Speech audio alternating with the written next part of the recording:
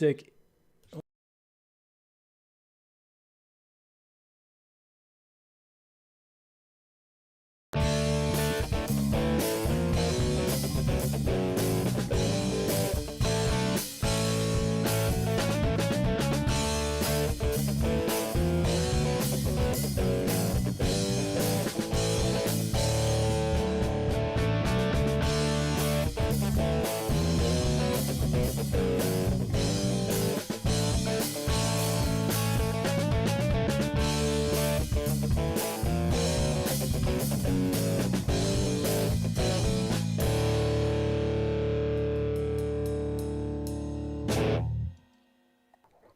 Welcome to Board Game Binge, the place where we bring you bite-sized, bingeable board game content from across the industry.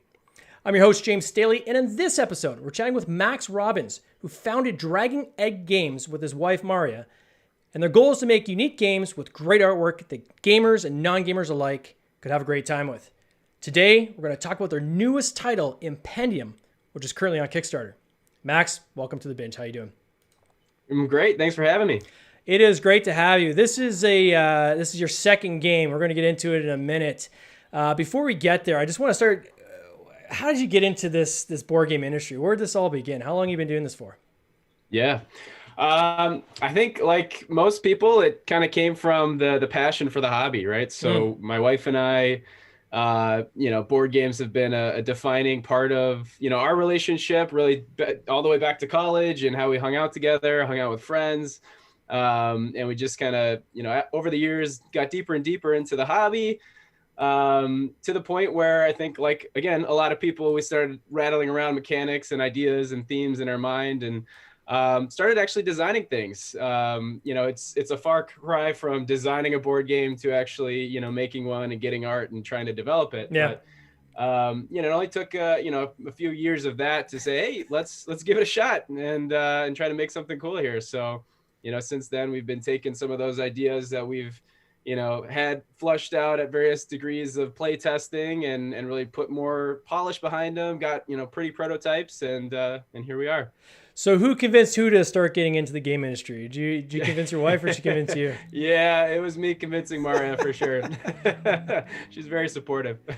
And so what kind of games did you start off with? Like back when you guys first started hanging out, what was the typical game you would play?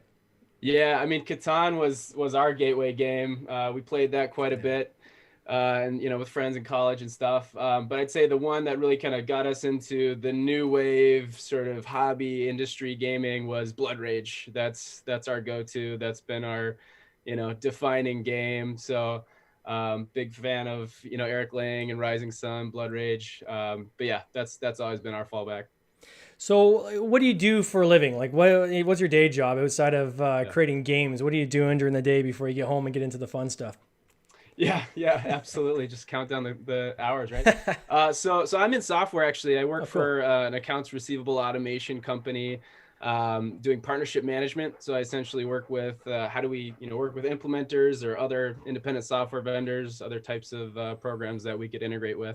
So it's fun. It's puzzly. I'm not super technical. It's more of a sales and marketing gig than anything. But yeah, it's a great place to be in. Did you find that helped you at all when you got into creating games and promoting your games, having kind of that, I guess, a sales experience, for lack of a better word, or a customer relationship management experience? Or yeah, definitely. I'd say like channel management, alliance management is a fairly niche sort of role in a lot of different industries. But definitely when you think of everything that goes into, A, running a company, or B, creating a product, there are so many different moving pieces and you're kind of creating this puzzle that's greater than the sum of its parts in many ways with all these different companies. So that's my day job. So bringing that into, some cardboard and cubes was a pretty logical transition. There's a lot of people that get into game design. Like there's probably more people out there who have an idea on how to create a game or a game idea than there are people that take it to the next step, right? That take it into actually going to Kickstarter and so forth. And for me, a lot of that, the majority of it, I think, is the business side of it, which is what holds people back, right? Because unless you can find a publisher to take your idea on, you got to learn all that stuff, right? And, you know, a lot of times when you talk to people in the industry, they've come from parallel industries in many cases where they've been able to utilize a skill set, not always, but often been able to utilize a skill set from another job, another career, and then build kind of around that as they get into this industry. And it sounds like that's kind of similar for you guys. Yeah, absolutely. You know, and I was just as naive as anyone else, I think, getting started, you know, thinking, hey, if I put something on Kickstarter, the backers will come, and, you know, just making all the rookie mistakes. So, you definitely, it's a learning process. There's a lot that goes into it. There's so many different things to consider, from marketing to logistics to manufacturing, community development, even before you click live. I mean, what are the months and months and months of things that you're doing to get ready? So been learning along the way. I wouldn't say I'm an expert, but I've definitely learned a lot. Now this is your third Kickstarter, I guess, right? So your first game was called Apodaya. Is that the name of it? Apodaya. Apodaya, okay. It's a made-up word, so however you want to pronounce it. I'll call it Apodaya. That's That works. That's how we say it in Canada. Yeah. So what was that game about? The boat came out there for sure. It's so that's all about bees. So it actually, the name comes from Apodaya, which is like the genus of the whole bee family when you think of the scientific term.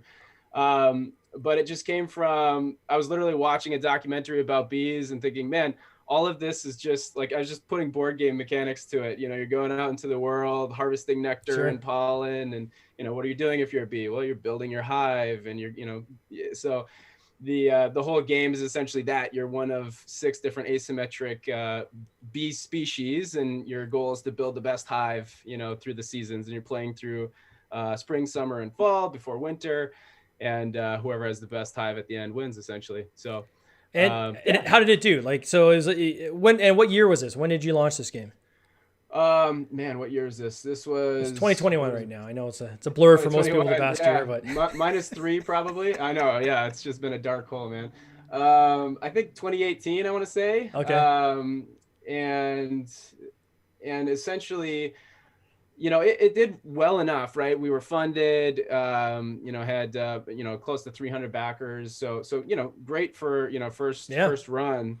But it's just so scrappy. You know, I was like, all the art in that game, for instance, was literally me walking around, taking pictures of my property or bees like that I would find out in the wild, running them through art filters and stuff, and kind of making everything myself. So it was a very, very scrappy kind of grassroots, let's learn on the fly kind of project.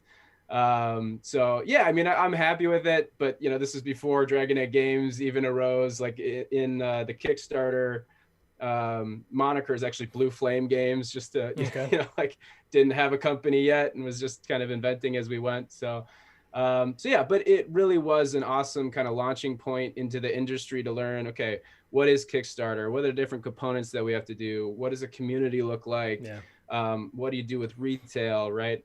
And we've seen a lot of those folks that were with us from the beginning now, you know, watching as we're evolving to some really fun stuff. So I find the learning curve, especially at the beginning, is pretty steep, right? Now you're on your third one, so I know there's always new stuff that comes up. Yep. But the basics of, you know, how do you publish the page? You know, what happens when you click launch, right? There's all these things that aren't necessarily evident. Right. And Kickstarter, unfortunately, is a bit clunky in that regards, where you don't really have a good preview as to what the steps are that are going to happen up until that moment you launch. Right. So when you hit the button, does it automatically launch, or is there like a reconfirm section, things like that? Like none of that information is really in there that I could find. So, you know, that first campaign really helps you cut your teeth and, you know, kind of set yourself and, you know, kind of put that stuff aside so it's not a distraction, and really focus on the important stuff like building a community and so forth.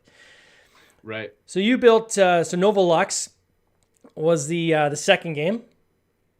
Novolux is the first, the second game after Apodaya. Yes. Yeah. First game in the space series. Yes. Absolutely. So how did you come up with this idea? How long has this idea been kind of germinating for?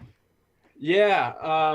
So I've been a huge sci-fi nerd for my entire life. Big fan of Isaac Asimov and Doctor Who and Star Wars and all these crazy wacky sci-fi ideas. And so one of them actually came from a short story by Isaac Asimov called The Last Question, and he basically explores this concept of entropy, where all of the stars are winding down. All of the energy in the universe is decaying into chaos, absolute chaos, right? And what is humanity's journey as that progresses through the millennia. And it's just a really interesting kind of psychological exploration of the types of beings that would be there sort of at the ultimate apocalypse, the end of the known universe sort of concept. So that's where I started with the theme and a concept. There's a lot to unpack from that. But Nova Lux was exploring that same question. What would the aliens at the end of time look like? What would their purpose even be? What's driving them? So sort of exploring this psychological concept of like hope and perseverance through absolute adversity. So the game then just sort of started evolving from that story. So you essentially represent one of a plethora of orphaned alien species at the end of time. There's only like 16 depending on how many players you're starting with, 16 stars left in the universe, and they're all collapsing around you.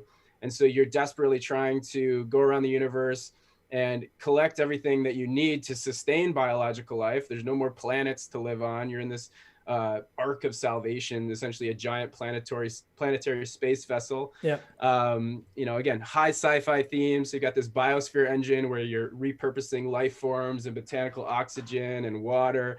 You're harvesting the actual hydrogen from the stars themselves, which just speeds up the collapse of the universe. So that's really, the theme of the game and the mechanics. You're flying around the universe. You're managing these different resources. You're leveraging the powers, the asymmetric powers of your unique alien factions that's sort of creating this conglomerate federation. And your ultimate objective then is to create this enclosed biosphere star colony. It's inspired by a Dyson sphere. Like a Dyson sphere, I was going to say, yeah. Yeah, but yeah, exactly. So you're wrapping that around one of the last remaining stars. And essentially when you do that, you're set, but then you have to satisfy all of your factions to avoid civil unrest in the new federation, essentially. And that's where the game ends, and then Impendia picks up. So yeah, and the mechanic on this was really cool. Like I was watching some of the playthrough videos, and this idea of you deal the cards out, right? So you've got I guess all these kind of stars, right? And then my understanding is depending on number of players, you randomly pull cards, and those stars are basically the starting stars. The rest of them, I think, are red giants or something like this. Yeah, so you've got 3 layers of cards. Yeah. The base layer is essentially space. You can have black holes, wormholes, space dust, neutron stars that have exploded. And then the layer above that is a red giant. Layer above that's like, the kind of standard healthy yellow star. And yeah, you're collapsing them down. So as you drain a yellow star, then it's going to turn into a red giant, getting ready to explode. And after it does that, it could be a black hole, it could be a neutron. You don't know what's coming up. Yeah. So you're literally collapsing the map around you as you're all trying to navigate it. It just because I want to hone in on that mechanic because it's the one thing that really caught my eye, right? So to describe to these kind of viewers is you've got, is it on the? I know it's not on the Impendium page. Is it in your Nova Lux? Maybe I can find that and show the. Yeah, if you pull up the Nova Lux campaign, there's a bunch of different kind of animated GIFs about the setup. All right, we're going to do that. We're going to pull open your because it's one of the cooler things I've seen in a game in a while. And anytime I see something that's kind of, it was new for me. Maybe it's not new for others, but for me it was kind of a new. Did you borrow the idea, or did you kind of come up with this yourself, or? Yeah, I mean. I put the theme on it, right? Yeah, you repurpose the mechanic basically, right? Yeah, I think if you look at, there's a lot of different games that sort of have, the map collapsing around you. There's the, I'm blanking on the name right now, super popular game. Everyone's on an island trying to get the treasure and get out. Yeah. Cooperative game. Similar idea there where things are collapsing around you and, there's going to be safe spaces and spaces that you can use and things like that. But I really wanted to create this sort of finite feeling. So, Yeah. as you set up the map, there's literally a finite amount of hydrogen on the map. You set the hydrogen markers and you're going to start draining those. And, when it gets to zero, it gets to zero. Yeah. Someone will win before that, hopefully. But, so, if you're playing solo, you might not. Yeah. So the people, you can't see this, but the people that are watching can see, I'm sharing my screen right now, and you can see the grid that we're talking about with these cards, with the 3 layers of cards. Mm-hmm. And then when I scroll down a little bit further, this is on the Novolux page, by the way, you've got almost like this clock, this hydrogen clock on the yellow sun. And as you're draining the hydrogen, that you're moving the cube down and you're literally draining that sun. And when the sun fully drains, I think you remove that card or you flip it. You remove the card, and this is actually unlocking a new mechanic that you can do, which is this biosphere engine. So you take that card into your private biosphere engine, and now you have a new action that you can do, which is to use that. And you turn it into a red dwarf, though, right? Yep, and then you turn it into a red giant. A red giant, sorry, Yeah. It's it was cool. Oh, and there's the mechanic there. So I'm showing the people who are watching right now, they can see the actual hydrogen kind of counting down on the sun. Yeah. So between the 2 games, so we've got Impendium and then we've got Novolux. Are we carrying the mechanics from Novolux over to Impendium? Is it just like another chapter in the story, or what have you added for Impendium? Yeah, so it's very, very different, honestly. I wanted, so theme is huge for me. Theme is number 1. I wanted to take this story, which is essentially the beginning of what I thought of as this big, epic, apocalyptic space opera type story, and essentially tell the next chapter of that story. Yeah. And so again, think thematically, we've collapsed the universe. There's one galactic federation, which is brand new and totally, unaware of what to do with its existence, and what to do with an existence without a universe.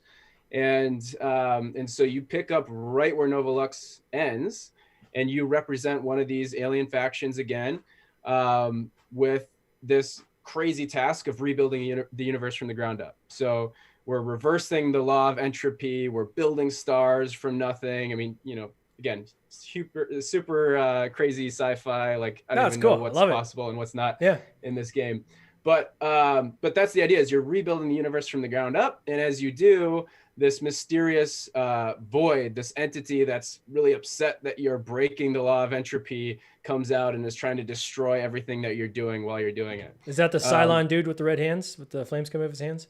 Yes. Yeah. He's not happy about it. Exactly. Actually, he's one of the factions. If there's a whole graphic novel to it too, he's one of the factions that's turned into that crazy dude by one of these harbingers of the void. So is he like an AI gone amok, or what is he? There is an AI gone amok, but that's not that guy. He is actually a Knight of Sepulon Prime. Here, I can show you. So again, there's a whole graphic novel to this as part of the campaign.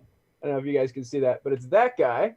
That's cool. So he starts off in Novolux as the leader of one of these alien factions, which is actually human beings. And then, he's basically tasked with maintaining this kind of pseudo-religious order. Yeah. That, it's trying to gather up all these different aliens and collect them as this, sort of weird Noah's Ark kind of emulation. And then later on in the story, he turns into that guy. So this guy looks like a cross between a Cylon and an Iron Man. Very yes, cool. Exactly. Just describe for the people listening. So the story itself, did you write? Are you working with a writer? Did you write this? Where'd the story come from? Yeah, I wrote it. Again, cool. It's all theme. So for me, the game, and same, even going back to Apodaya, like, it's what do bees do? It's what does a crazy alien faction who just established a federation is looking at this blank canvas of a universe do? So yeah, I mean, I wrote the story, worked with the artists to kind of put everything together, and they've done an amazing job bringing it all to life. Who'd you have do your art? So it's actually somebody on Fiverr who preferred to remain anonymous for this one. But yeah, I mean, you talk about the type of people that you can tap into in the community. I mean, there's so many amazing resources out there to get started. Fiverr's a great one. But I find the challenge with Fiverr is you got to be, I don't like to use the word bait and switch, but you'll see like low costs. And then when you kind of peel back the layers, it's like, oh, but that's for like a sketch. And if you want the colored Yeah, version, you're exactly. going to pay this. Colored, and then you're up to like a, normal. Yeah, and then you're back to normal artist. rates you get Yeah. if you went to like Freelancer or one of these or Yeah. Upwork. Or one thing I've always give people a tip on with Fiverr is filter by when the person joined. Sure. Because if you're looking for an art, and whether you're doing an art like a voiceover, which I use Fiverr all the time for voiceovers, or you're doing actual art like this, if you filter by most recently added, you're more inclined to find somebody who's going to want to give you a deal on their rate in order to establish their portfolio and get their ratings and their reviews up on Fiverr. So definitely a great tool. It is visually stunning. The artwork is awesome. There's no doubt about that on this game. You've done an amazing job. Talk a little bit about some of these. Like I know there's a dual layer board I think you've unlocked. Yeah. So far, right? And just so people know, right now you're sitting at almost $20,000 in funding on a $7,900 goal. I'm saying that in Canadian dollars because it's bigger. And 318 backers. Still got 2 weeks to go. So it's not a question of whether this game is going to hit the market. Yeah. It is going to hit the market. It's already funded. It's just a question of how many things get unlocked and how many people are going to get a cool game like you, right? So talk to us a little bit about some of these upgrades. So you've got the dual layer boards, which to me, moving cubes on a flat board sometimes is difficult because we need knock the table, they go flying, right? So this dual layer board has like notches and stuff in it. Yep. Yeah, honestly, everything that we put out there is a stretch goal, quote unquote stretch goal. We're just going with number of backers rather than funding level. Was from listening to the community, right? We have an awesome community from Novolux, and Novolux is super tiny. Like I'm holding it in my hand for anybody who can see it. I mean, it's like smaller than, Coup. It's like, basically a large kind of jumbo deck of cards size box. You cram a lot into it, but obviously it has design challenges with, dual layer boards are going to be a lot thicker and you don't have room in the box. So, from listening to what people wanted from Novolux, if they could depart from the uber compact design, things like, hey, rather than, cylinders, what if we had ship meeples? Hey, what if we had dual layer boards to hold the cubes? And so those were the first things that we, developed for Impendium. And, you had asked, how does it kind of play off of Novolux? Yeah. You can literally use the exact same setup. As a matter of fact, you do. There's an integrated sort of legacy way of playing Novolux and then playing Impendium with the same map setup. So it's the same resource counter. It's the same number of resources. So you can use the dual layer Impendium boards for Novolux as you're picking up right from a game of Novolux. So yeah, all of the stretch goals have basically been, inspired by the community. New factions for the backers, Kickstarter exclusive Harbingers of the Void, upgraded components. And it's been awesome. I mean, we've had to invent new ones along the way as we've been going because of, the overwhelming support from our community. So we could tell certainly that you've put a lot of thought in the creation of this game. Like it seems very detailed. I was actually shocked when you held up that box at how small that box was. To me, this seems like it'd be a much larger game, right? But I think that's kind of cool is that you can, I think you're starting to see in the newer style games where you can have everything compact, but then when you kind of build it out on the table, it turns into something much larger than what you would have, the box would kind of give away. Yeah, that's exactly it. And people love the compact design. Can you talk a little bit about some of the learnings you've had going from your first campaign to your second campaign to your third campaign? What are some of the fundamental things you did differently from campaign to campaign? Again, I think community development and marketing are probably number 1 and 2 in that order. Apodaya, I just clicked go and then hired a marketing team along the way. Yep. Novolux, I knew that I needed a marketing team, so we kind of started that way, and obviously kind of did a little bit of pre-marketing work. But I think for Impendium, the big thing that I've learned, and I think one of the reasons we had such an amazing day one, was everything that goes like ahead of the campaign. So we have Novolux out there in the market. We've got a lot of people that like it. It was I think it's 8.1 right now, or it was 8.2 when we launched. On Board Game Geek. So really great feedback. It's how do I take that feedback and sort of really continue to build? get backers back from Novolux who are really excited about all the additional content and the universe and want to be taking part in that story. So pre-marketing, helping take these evangelists, if you will, and our friends and our backers, and really give them a forum to do that. So private like Facebook insiders groups to start telling those stories and give some advanced knowledge. Pre-marketing to have more email signups that people that are at least curious that never got a chance at the Novolux campaign. That's the biggest thing. It's when you create a good product, and I think there's a lot of people that have great ideas and good potential to make great products. Yeah. It's how do you get it in front of people? That's the biggest nut to crack.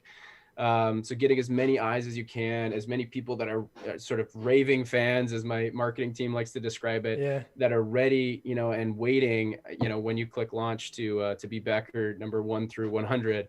Those are the people that really make the difference. So by marketing team, what do you mean by marketing team? Who's your marketing team? So we've got 2 now. There's a company called Next Level Web. Andrew Lowen, he's doing a game called Deliverance coming up soon. In June, I believe. And he's worked with a number of different Kickstarter campaigns. Awesome team to work with. They helped a lot with the pre-marketing and a little bit of they're still running ads for me now during the campaign. And then Gelop we worked with for Novolux, who they're great to work with. A lot of good data and things like that. So they actually haven't been a part of the campaign yet, and they're going to start to kick in sort of at crunch time here as we enter into the last 2 weeks, where you've got a little bit more, less time to back, more impetus behind the ads to make a difference, right? So They're going to start kicking off actually today in a couple hours, I believe. So it should be a nice kind of boost to the tail end of the campaign with them.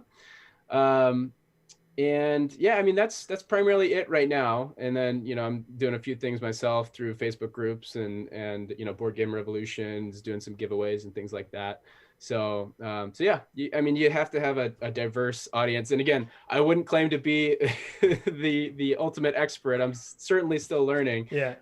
But I've seen the improvement with every new group we've worked with and everything we've added. So yeah, I like to see that. Like when you see people who have 3, 4, 5 campaigns, as long as you can kind of see that staircase continue to climb, that it shows that they're learning from the prior campaigns, and then they're putting effort behind carrying backers over to subsequent campaigns.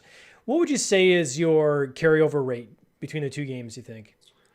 I think we have at this point at least, I'm going to be careful to say this, I think at least 20 to 30% of the Novolux backers have already joined for Impendium, which I think is spectacular. I mean, you're usually looking for like 10% conversion, so anything higher than that is great. And again, it's early days. We'll see what happens in the last 48 hours. We offered, some, customer loyalty stuff to come and back the second campaign, things like that. And again, it's all about listening, right? I think if you read some of the comments on Board Game Geek and like what we're trying to do, it's literally, hey, we wish we had a dual layered board for Novolux. Okay, guys, here's a dual layered board that's going to work for Novolux and the new game. And it's only, $5-6 more expensive. So I find interesting. This reminds me a little bit of the chai tea game that the Kazmaiers put out, where they did really well with chai tea, and then when they came with their expansion pack, the people who actually backed with the original game exceeded the number of people who actually even backed that, the base game in the first campaign. Yeah. Looking at your numbers here, you've got 172 backers who have opted to get both Novolux plus Impendium. 130 backers are just taking Impendium. So it just goes to show that sometimes these expansions can bring new people into this world and universe you've created that maybe just missed out on the first campaign, didn't know about it. And through improved marketing and getting the voice out there, you've exposed other people to the story that say, yeah, I want to get in on it. And they don't want to get in on it on just the expansion. They want the whole thing, right? Right, exactly. And that's one of the beautiful things about Kickstarter. It's like, hey guys, first of all, we wouldn't know how much to print without you. Thank you. Yeah. And then because of you, we sold out the entire print run. We printed 1,000 copies and they're all gone, right? Retail, Kickstarter backers, it's done. So you literally, unless you find it in the aftermarket or happen to pick one up, one of the few on a retail shelf, now's the only way to guarantee you'll get a copy of Nova Lux. So yeah, and we wanted to make sure that was a possibility because again, this is a saga. This is a trilogy. Ultimately, there's more games rattling around in the same universe. I was going to ask, what's the next step? So is the next campaign a different game? Like, are you going a different, or are you just going to keep this series going? So we have one more planned for this series as of now. So again, going on the same vein, same story. Yep. Hey, we rebuilt the universe. There's this mysterious void. We still don't really understand what it is. The third one is really going to be exploring the void, and you are an architect of the void, and there's all sorts of cool stuff to unpack from that. So that one's in the works. And then totally departing from the sci-fi series, we have a game called Virtue, which is all about angels and demons battling for human souls and things like that. So that one's actually fairly far along in development. We got all the art, we got miniatures done. Really just need to start the marketing machine and prototypes and videos and things like that. So yeah, that one should be coming most likely early 2022 at this point, possibly this year, but we'll see what goes. Well, certainly you guys, one thing you've proven is you're storytellers, right? And you can see that in the games you create and the quality and not just the worlds that you build, but even the visuals, right, to go along with it, I think are pretty impressive. So I'm sure that's attributed to your success. I just want to wish you all the best on this campaign. Yeah. I think you guys are going to you're already crushing it, but I'm sure you're probably going to do at least double where you're at right now, probably even maybe more. And I can't wait to see how this whole trilogy wraps up. Awesome. Thank you so much, James. Yeah, I really appreciate it, sir. No worries. You take care. Cheers. Awesome. You too. This has been an episode of the Board Game Binge podcast, hosted by James Staley, produced by James Staley and Mike Bruner, with original music by Nick Smith. If you would like to watch these interviews live, simply join the Facebook group Board Game Binge, and you'll get access to live interviews, giveaways, and interesting board game content from across the industry. I can't wait for you to join us. See you next time.